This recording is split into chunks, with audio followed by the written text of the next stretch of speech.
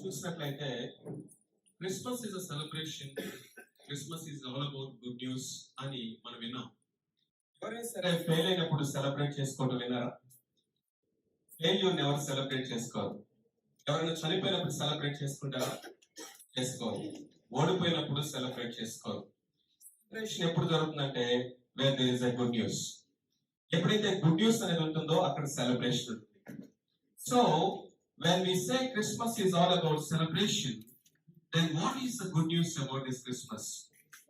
దూతలు పరలోకం నుండి తీసుకొచ్చిన వర్తమానం ఏంటంటే ప్రజలందరికీ కలగబోయే మహా సంతోషకరమైన సువర్తమానం అని చెప్పారు. ఇది ప్రజలందరికీ కలగబోయే మహా సంతోషకరమైన సువర్తమానం అన్నప్పుడు మనం ఖచ్చితంగా ఆలోచించాలి, ఎలాంటి వార్త ప్రజలందరికీ శుభవార్త అవుతుంది? ఒకవేళ గవర్నమెంట్ వారు ఒక 2 లక్షల ఉద్యోగాలు రిలీజ్ చేస్తారంటే అది ఎవరికి శుభవార్త అవుతుంది? నిరుద్యోగులకు మాత్రమే అవుతుంది. ఇదిగో టెక్నికల్ బోర్డ్ ఆఫ్ ఎడ్యుకేషన్ వాళ్ళు గ్రేస్ మార్క్స్ అనౌన్స్ చేస్తారంటే అది ఎవరికి శుభవార్త అవుతుంది? కేవలం ఫెయిల్ అయిన వాళ్ళకి మాత్రమే అవుతుంది. రాష్ట్రపతి ఫలానా వ్యక్తికి క్షమాభిక్ష పెట్టాడు అంటే ఎవరికి శుభవార్త అవుతుంది? ఆ యొక్క శిక్ష పడిన వ్యక్తికి మాత్రమే శుభవార్త అవుతుంది. ఇన్ ద సేమ్ వే ఈ లోకంలో మనం ఏ వార్త తీసుకున్నా అది శుభవార్త అని చెప్పినప్పుడు అది ఒక పర్టికులర్ ప్రాబ్లమ్ ని to the particular people in a particular place of a particular time మాత్రమే వర్తించేదిగా ఉంటుంది. కానీ irrespective of their place, time, caste, religion, nationality and language, ఇవి ఏవి కూడా సంబంధం లేకుండా ప్రజలందరికీ కూడా ఒక వార్త శుభవార్త అవుతుంది అన్నప్పుడు ఖచ్చితంగా అది ప్రజలందరి యొక్క ఒక సమస్యని ఏదైనా ఉన్నట్లయితే ఆ సమస్యను తీర్చేది అయి ఉండాలి. మనిషి యొక్క అతి ప్రాముఖ్యమైనటువంటి నీడ్ ఏంటి? What is the greatest problem of man kind? My friends, the greatest problem of man kind is not lack of education, it's not lack of economy, it's not lack of some kind of entertainment.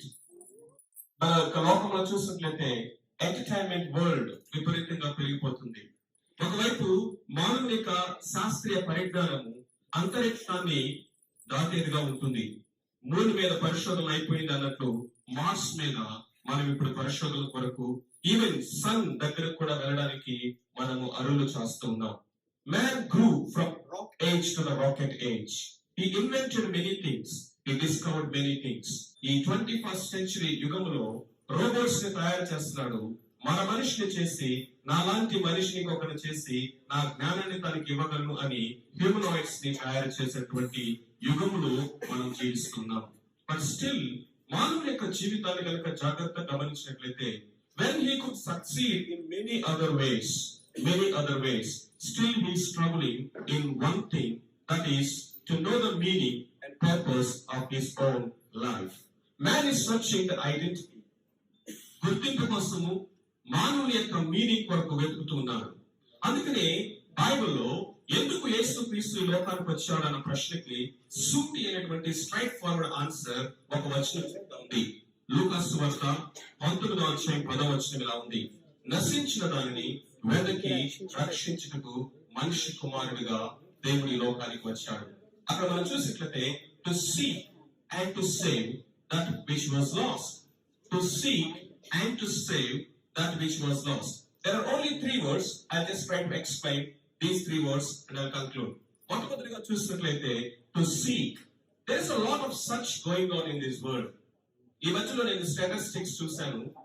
ఈ యొక్క తరంలో ఈ కాలంలో ఎవరు సగటున average గా రోజుకి 4 గంటల నుంచి 6 గంటల వరకు వాళ్ళు సర్చ్ చేస్తూనే ఉన్నారట. ఎక్కడ సర్చ్ చేస్తున్నారు? And here they are searching. So they keep on searching and searching and searching. And ఏం వెతుకుతున్నామో కనుక మనకు తెలిస్తే ఖచ్చితంగా 6 గంటలు వెతుకుతారంటారా? ఏమి వెతుకుతున్నామో తెలిస్తే, ఎక్కడ వెతకాలో తెలిస్తే 6 గంటల సేపు వెతకాల్సిన అవసరం లేదు. సంవత్సరాలు తరబడి వెతకాల్సిన అవసరము లేదు. మానవుడు ఏం వెతుకుతున్నాడంటే సంతోషాన్ని వెతుకుతున్నాడు, సమాధానాన్ని వెతుకుతున్నాడు, సంతృప్తిని వెతుకుతున్నాడు, అన్నిటికంటే సంబంధాన్ని వెతుకుతున్నాడు, రైట్ రిలేషన్షిప్ ని వెతుకుతున్నాడు. బట్ కండిషన్ ఇక్కడ ఏంటంటే ఈ searching in a wrong place. ఈ searching in a wrong place. If you search the right thing in a wrong place, you will never find it. So ఇది మానవుని యొక్క లాస్నెస్. ఏంటి సమస్య అని మనం ఆలోచన చేసినట్లయితే, మానవుడు ఇవన్నీ కూడా సృష్టికర్త అయిన దేవుని దగ్గర పోగొట్టుకున్నాడు. కానీ సృష్టికర్త దగ్గర వెతకుండా ఈ searching some other where or elsewhere. జాగ్రత్తగా మీరు ఆలోచించండి. మీరందరూ కూడా well educated, you are thinkers. కాబట్టి నేను మీతో ఈ విధంగా మాట్లాడుతున్నాను. ఒకసారి ఆలోచించండి. నేను మీకు ఒక గిఫ్ట్ ఇచ్చాను అనుకోండి, మీరు ఆ గిఫ్ట్ కి థ్యాంక్స్ చెప్తారా, లేకపోతే గిఫ్ట్ ఇచ్చినటువంటి గివర్ కి థ్యాంక్స్ చెప్తారా? గిఫ్ట్ ఇచ్చిన వ్యక్తికి థ్యాంక్స్ చెప్తారా, లేకపోతే గిఫ్ట్ కి థ్యాంక్స్ చెప్తారా? Obviously to the giver.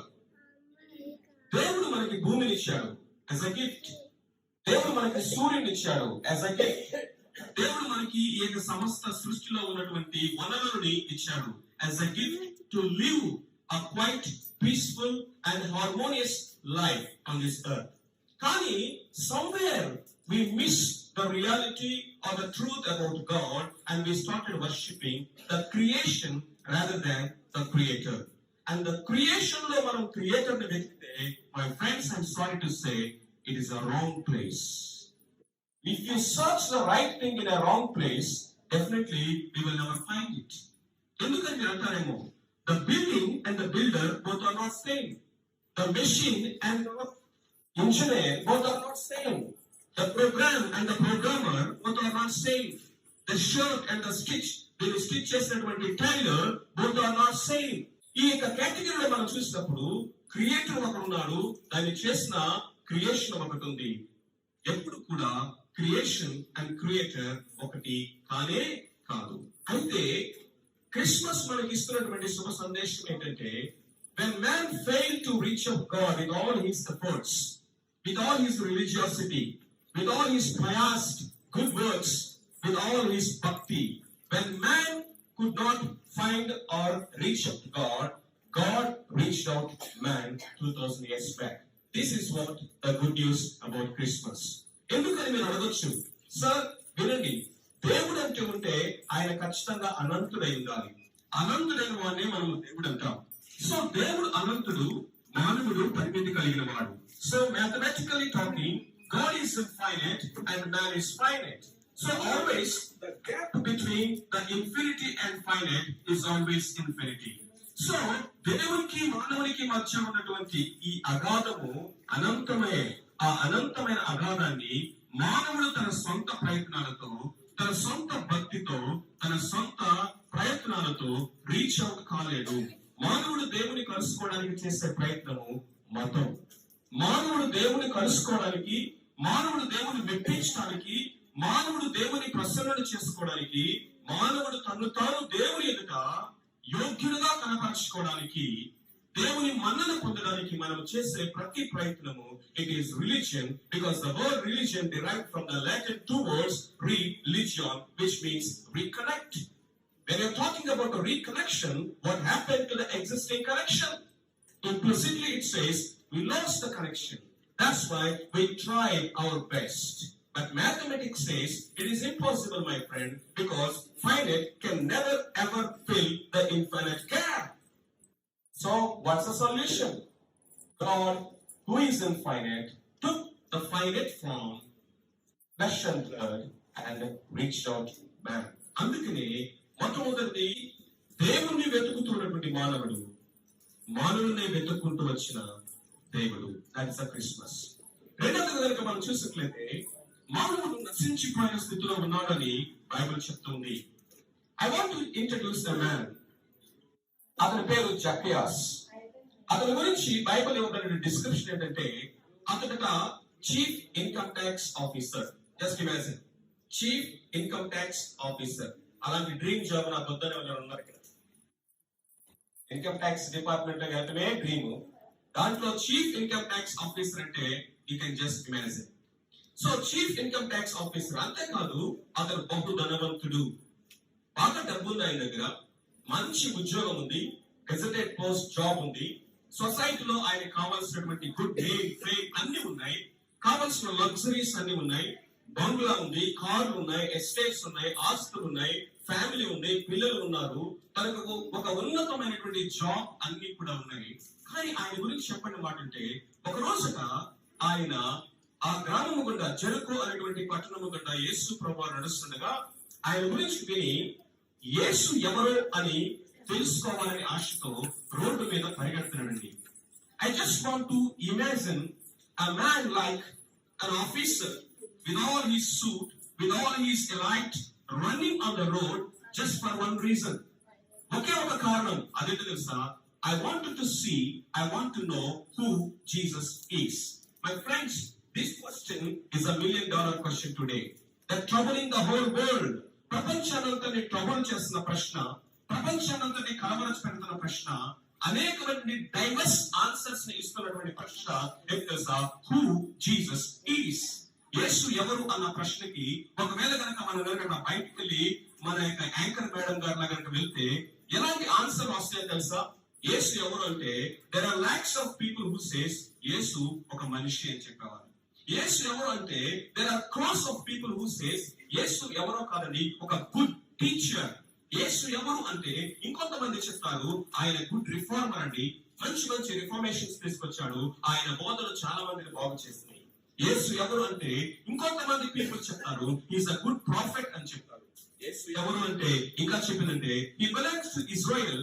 Israel కి మనకు గాంధీ తాత ఎట్లాగో జాతి పితామహుడు, ఇజ్రాయెల్ దేశానికి ఆయన అలాంటి వారండి, ఈజ్ అ పేట్రియాట్ అని చెప్పేవాళ్ళు ఉన్నారు. ఇంకా యేసు ఎవరు అంటే ఈ విధముగా యు హ్యావ్ ఆ సిరీస్ ఆఫ్ ఆన్సర్స్.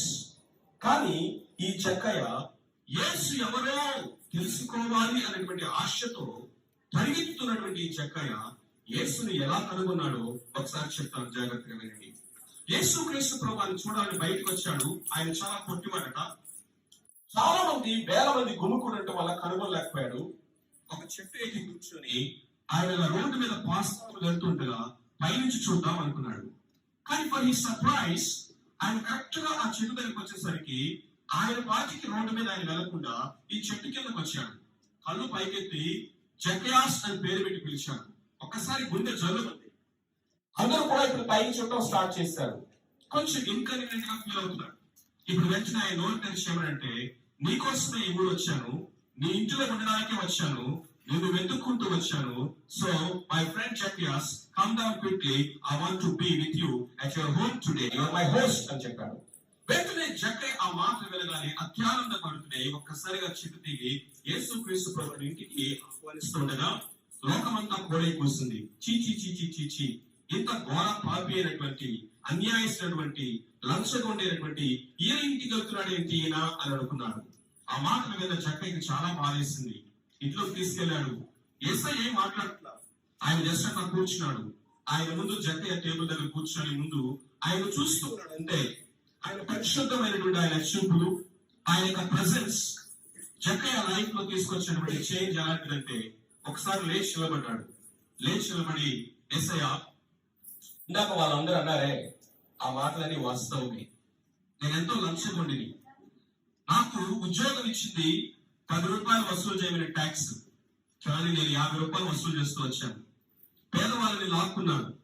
లంచగొండిగా డబ్బు దాహంతోటి డబ్బు సంపాదించడంలో సంతోషం ఉందనుకున్నాను, ఆస్తి అంతస్తులు ఉండడంలో సంతోషం ఉందనుకున్నాను, ఒక గొప్ప ఉద్యోగాన్ని సంపాదించుకుంటే జీవితంలో తృప్తి దొరుకుతుంది అనుకున్నాను, ఈ లోకంలో ఒక పేరు ప్రఖ్యాతులు సంపాదించుకుంటే నాకు కావాల్సింది వస్తుందేమో అని అనుకున్నాను.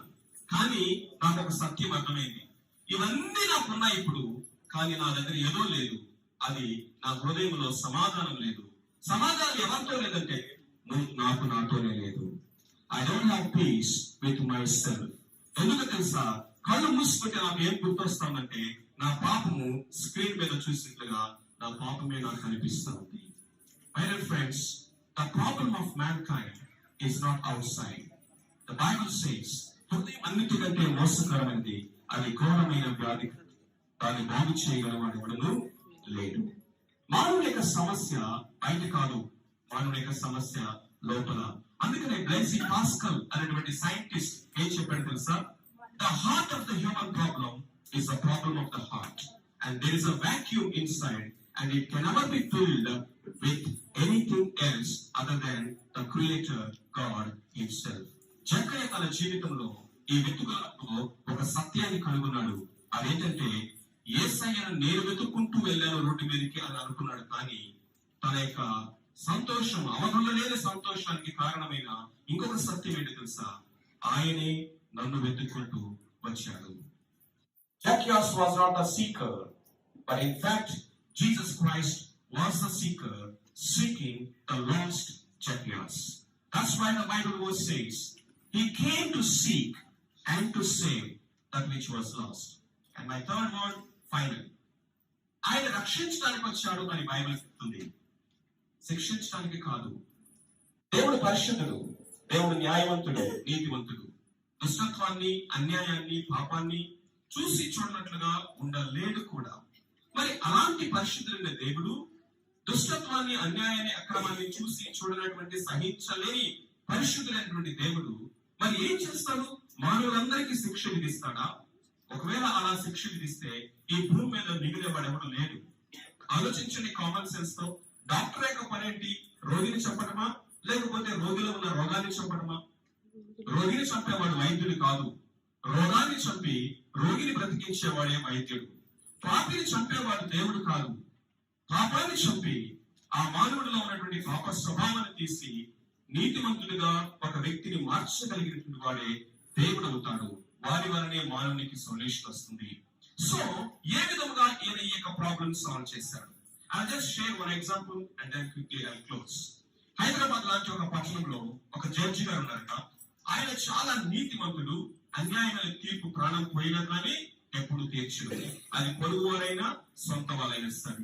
తనకి ఏకైక కుమార్తె ఉంది, ముద్దుల కుమార్తె, కాలేజ్ లో చదువుతుంది.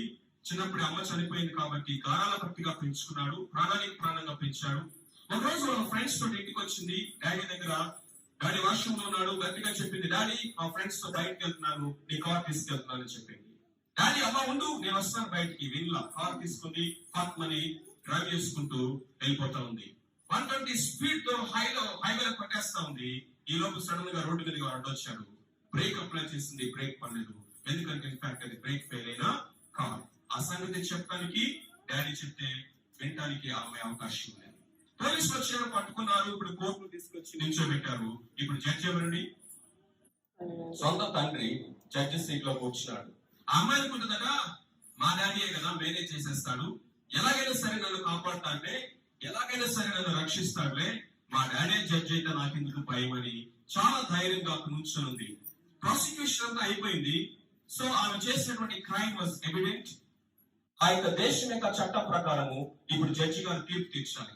ఇప్పుడు ఆయన పెన్ తీసుకొని ఇలాగా according to the law of the land ఆయన వర్డిక్ట్ ఇస్తా ఉన్నాడు. ఏమని చెప్పాడంటే, ఇదిగో ఈ అమ్మాయి చేసినటువంటి క్రైమ్ రుజువైంది కాబట్టి 10 లక్షలు జరిమానా, 30 కొరడా దెబ్బలు ఈ అమ్మాయికి విధించాలి అని ఒక్కసారిగా తీర్పు తీర్చగానే ఆ కోర్టు అంతా ఒక్కసారిగా ఉలిక్కి పడింది.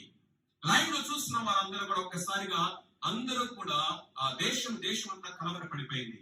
ఇంత కఠినమైన తీర్పు. వెంటనే ఆ అమ్మాయి డోర్లో కుప్పకూలిపోయింది. ఇప్పుడు తండ్రి వైపు విచిత్రంగా చూస్తుంది.